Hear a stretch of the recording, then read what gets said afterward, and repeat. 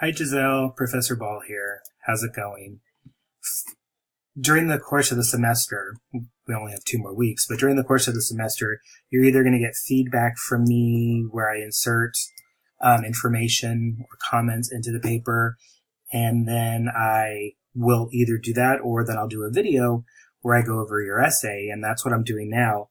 And just as a little funny side note, I've already gone through your paper. I thought I was recording, and then I go to save the video, and it turns out it stopped about 7 minutes ago. So what I did was I read through your paper, and I liked your MLA format. I liked your title.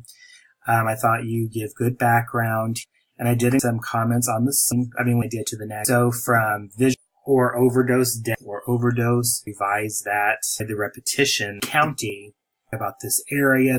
Was it NBC? This was talking about, or looking at the excited page, you'd want to mention that the video on MSNBC.